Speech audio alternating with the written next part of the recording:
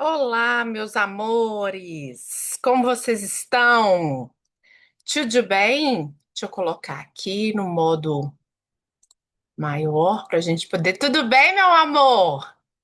Ah, então tá joia! Respondi sua pergunta, né? Depois eu vou mandar lá para você, tá? As marcas, posso mandar no grupo. As marcas de whey que normalmente eu recomendo.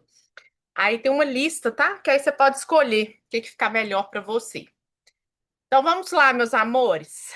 Hoje o tema. Ó, esqueci de pôr meu brinquinho, Brasil. Eu sem brinco, eu não sou ninguém. Vamos lá, então. É, O tema que eu separei pra gente hoje. Ai, então obrigada, amor. O tema que eu separei pra gente hoje, eu acredito que seja um dos temas mais importantes pra gente trabalhar. Como eu falei, na verdade, todos são, né? É como se fosse um quebra-cabeça. A gente vai juntando as pecinhas. E o que eu queria trabalhar hoje com vocês é uma das coisas. Boa tarde, Valdênia. Boa tarde, Yara. Boa tarde, Rê. Boa noite, Geis. Boa noite, meus. Boa noite, não, gente. Bom dia. Bom dia, não. Boa tarde. A pessoa aqui, entendeu? É que eu tô virada de ontem, praticamente, né? Então, vamos lá. O que eu queria conversar com vocês hoje? Nesses meus anos de estudo na parte de nutrição, de psicologia, de neurociência, etc. Boa tarde, meu amor. Uma das coisas que eu mais percebo que traz sofrimento na vida das pessoas, presta atenção nisso aqui. O que mais traz sofrimento na vida das pessoas é elas não saberem. Deixa eu desligar aqui. Opa, deixa eu desligar o microfone. Aqui, pronto. O que mais traz sofrimento na vida das pessoas é elas não saberem diferenciar o que elas têm controle do que elas não têm controle. Nós queremos controlar aquilo que não está ao nosso alcance e aquilo que devemos controlar, a gente gosta de delegar. A gente gosta de procrastinar, de não fazer, de se abster da responsabilidade. Como assim, Paty? Estava preparando agora a palestra que eu vou dar amanhã para o Outubro Rosa. Eu fui convidada para palestrar numa empresa para a gente falar sobre os riscos, né, aumentados, o crescimento das estatísticas relacionadas ao câncer de mama, câncer de colo de útero tá absurdo, né? E preparando essa palestra, o que estava lá? Eu não sei se vocês sabem, 5% somente do aparecimento do câncer de mama tem interferência genética. O fator determinante é a genética, 5%. Os 95% que potencializam o aparecimento do câncer de mama está relacionado com coisas que nós temos controle. Vamos trazer de volta. 5% talvez eu não tenha controle. É genética, talvez eu vou ter aquele gene e ele vai se manifestar. 95% é alimentação, atividade física, tabagismo, álcool, hormônios, fatores emocionais de estresse e por aí vai. O que as pessoas fazem? Elas se apegam aos 5%. A mesma coisa na obesidade. Somente 3% da obesidade é genético.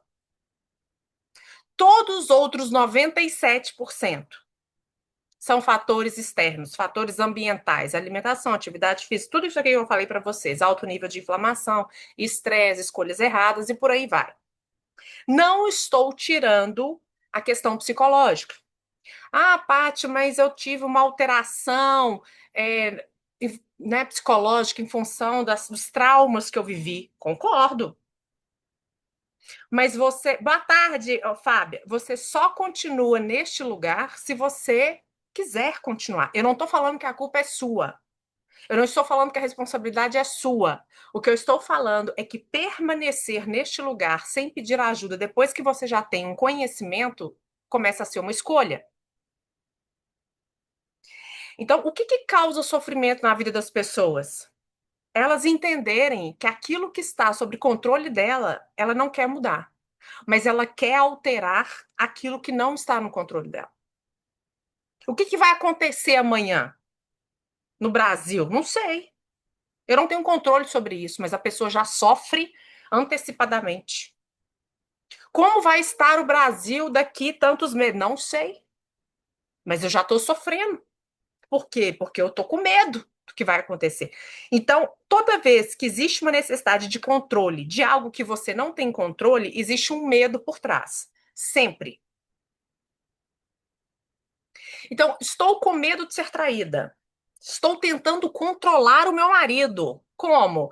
Vigio o WhatsApp dele, instalo o programa de investigação, sei lá como é que chama, instalo o programa, fico atrás dele, tento controlar tudo. Filhinha, deixa eu te contar uma coisa. Se ele quiser te trair, ele vai te trair. Você não tem controle sobre isso, você não tem controle sobre a decisão das pessoas. Você não tem controle se você vai ser mandado embora. Ai, Paty, eu morro de medo de ser mandado embora. Meu Deus do céu, se eu for mandado embora. Você pode fazer a sua parte.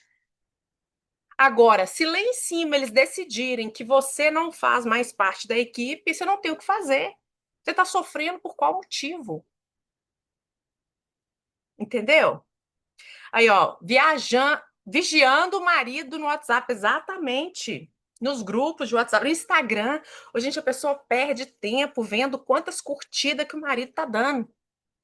Deixa eu ver se ele curtiu alguém. Se ele não curtiu, ô, minha querida, deixa eu te contar uma coisa. Posso te falar isso por experiência própria. Se ele quiser te trair, ele vai te trair. É com curtida, sem curtida, do avesso, é com a mulher do trabalho, é com quem ele quiser. Agora, o que que cabe a você ser a melhor versão sua possível? Porque se acontecer alguma coisa, você vai falar assim: não, a minha parte eu fiz. Só que a gente não quer essa parte do ser a melhor possível. A gente quer ficar controlando, porque na nossa cabeça a gente acha que a gente tem controle de alguma coisa. O que eu falo para vocês com relação à alimentação é a mesma coisa. Você está fazendo certo o programa? Você está fazendo atividade física diária? Você se propôs a fazer aquilo que está no desafio? Então, o resultado não te pertence.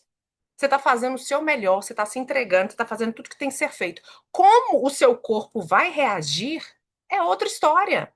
Eu não sei o nível de inflamação que você está. Eu não sei se você está com questões emocionais profundas que estão interferindo no seu resultado. Eu não sei o que você está passando atualmente. Às vezes seu cortisol está muito elevado e isso pode travar um pouco. Só que você quer controlar resultado. A gente não controla resultado, gente. A gente controla a nossa atitude. A gente controla o que eu escolho fazer todos os dias. E aí eu entendo que o meu corpo está reagindo de acordo com o que ele consegue no momento. Talvez você ficou anos sedentária. Talvez você está com nível de inflamação altíssimo. Talvez fatores psicológicos estão interferindo de forma muito intensa no seu resultado. E aí você fica, não, mas eu não consigo, Paty, porque eu tento. Eu tento uma semana. A pessoa fala isso pra mim, gente. Eu tento uma semana, aí eu não vejo resultado, eu desanimo. Pô, minha querida, deixa eu te contar uma coisa. Tem meses, tem anos que o seu resultado não está satisfatório. Você acha que em uma semana o seu corpo vai corrigir todo o nível de inflamação dele? Muitos, muitos relatos de dentro do consultório da primeira semana, paciente, ai, não tô conseguindo. Ai, perdi meio quilo. Ai, Paty, esse negócio não vai funcionar. Ai, meu Deus do céu, esse treino não tá funcionando. E aí cabe a profissional explicar para essa pessoa que a gente respeita o metabolismo. Claro que primeiro eu verifico se ela está fazendo o que tem que ser feito. Porque existe um auto-engano muito grande. A gente fala, não, tô fazendo certinho. Eu vou contar para vocês o caso de uma paciente minha que ela falava isso, ela fazia mentoria individual, e ela falava isso comigo toda semana. Não, eu tô certinho e tal. E eu tinha programado para ela uma perda de peso entre meio quilo e 1 quilo por semana. Pelo menos, pela questão da obesidade e tal. E aí ela chegava, Paty, não tá indo, não tava no melhor resultado. Ela perdia, mas estava perdendo muito pouco. Eu falei, gente, mas não tem condição. Eu falei, amada, você tá fazendo certinho. Você tá com dificuldade, alguma coisa? Paty, eu tô impecável. Se você quiser, eu tiro foto pra você do que eu faço do meu dia inteiro. Eu tô fazendo atividade, eu tô indo na academia. Eu falei, gente, não é possível. Eu falei, então vou pedir exame. Pedir exames, investigação profunda. Nada. Os exames maravilhosos. Eu falei, gente, seu exame tá melhor do que o meu, minha filha. Como é que eu faço isso aqui? Seu metabolismo tá ótimo, porque eu tenho tireoidite Hashimoto. Você não tem. Você não tem nada. Sua tireoide está funcionando maravilhosamente bem. Não tem pré-diabetes. Não, a parte hormonal tá ok. O que que tá acontecendo?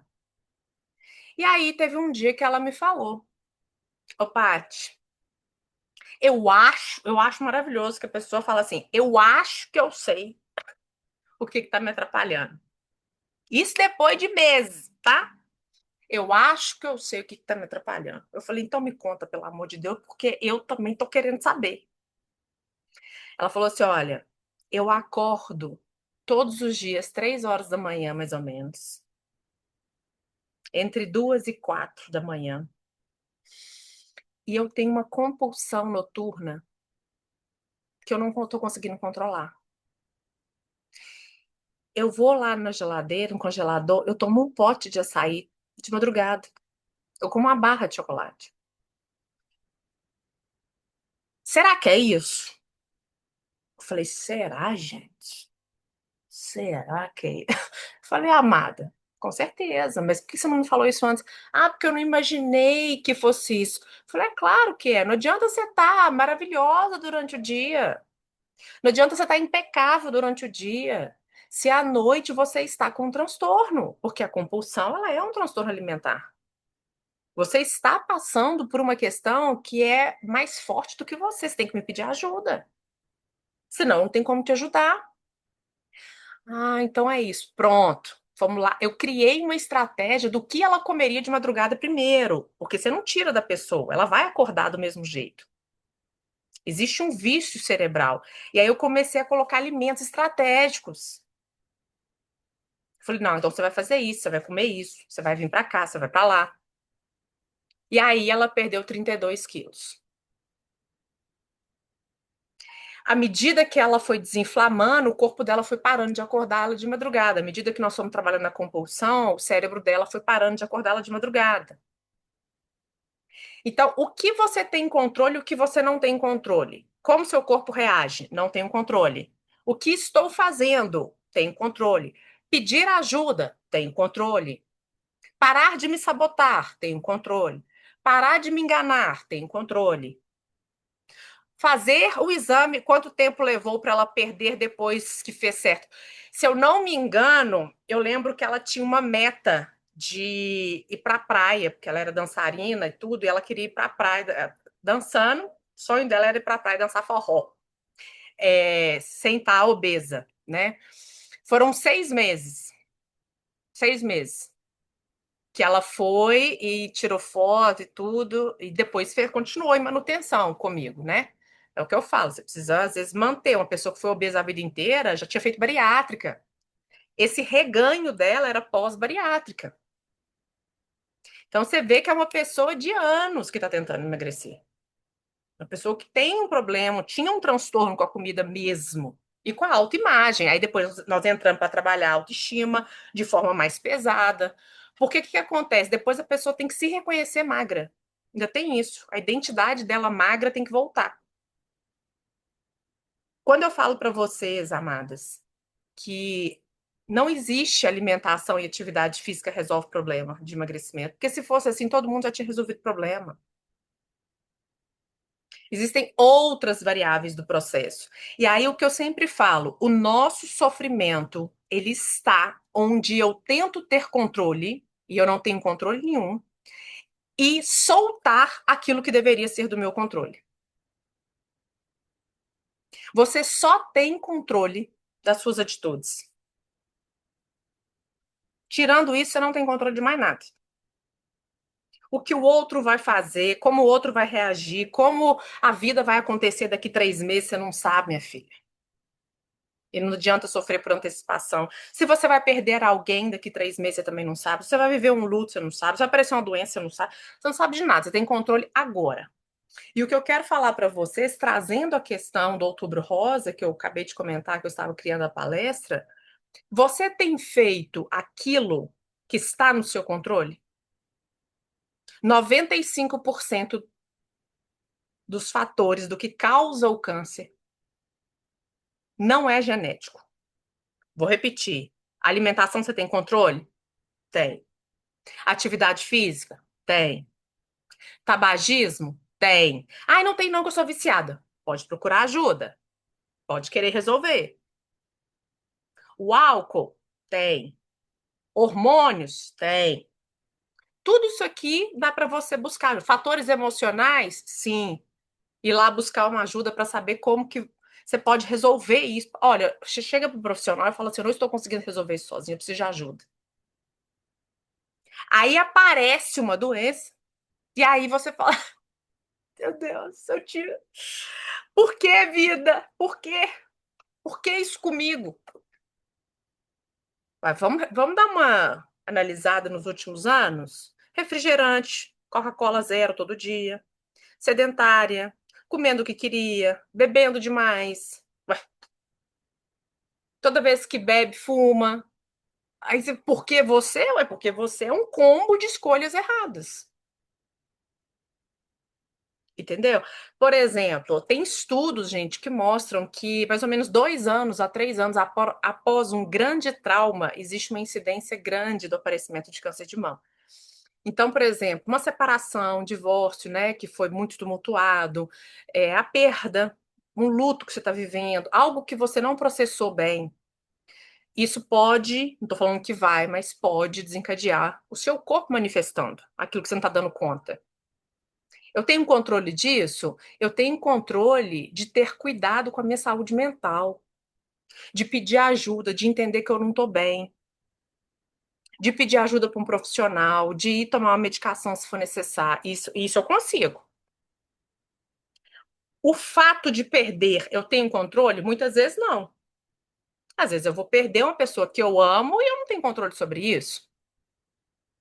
Mas como eu vou trabalhar isso em mim, eu posso fazer escolhas melhores.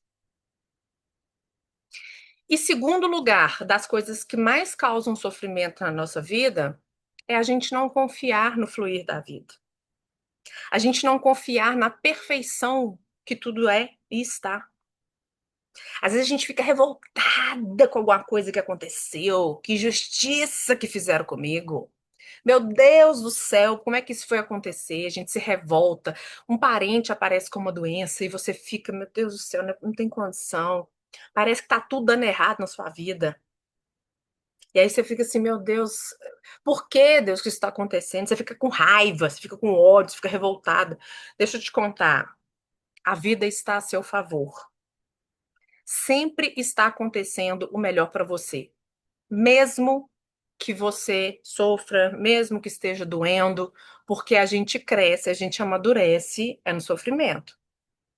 A gente é lapidado nas perdas, no apego. A gente é lapidado nas dificuldades que a vida traz. Quando tá tudo maravilhoso, a gente tá crescendo, não, bem. Tá tudo impecável, ninguém tá buscando ajuda, não tá buscando Deus, não tá buscando melhorar, tá de boa, a vida tá tranquila. E aí, quando a vida dá uma rasteira, aí você olha para você de novo. Aí você começa a avaliar o que é importante para você ou não. Aí você busca uma terapia. Então, às vezes, precisa acontecer um movimento que você está muito parada. Paty, e quando eu perco alguém, assim, quando eu perco uma pessoa que eu amo, ou um cachorrinho que eu amo, alguma coisa, deixa eu te contar, já estava determinado, você não tem controle sobre isso, é o fluir da vida, é o natural, tá na hora de ir, cumpriu a missão. E aí a gente tem que se perguntar o que que eu aprendi com essa experiência, o quão bom foi ter essa pessoa aqui comigo, esse animal comigo, quão bom foi isso, quantas coisas eu tirei de aprendizado. E aí é a hora da gente olhar para o nosso apego. Por que que eu sou tão apegada? Por que que eu preciso tanto disso para me preencher? que Deus está querendo me contar com essa informação? Como é que eu posso ser mais generosa? Como é que eu posso ser uma pessoa melhor? Eu sempre gosto de uma pergunta que é para quê? Para que eu estou passando por isso? E muitas vezes, gente, quando tá dando tudo muito bom na nossa vida, a gente esquece meio de conversar com Deus, né? A gente dá esquecida. Tá tudo muito bom.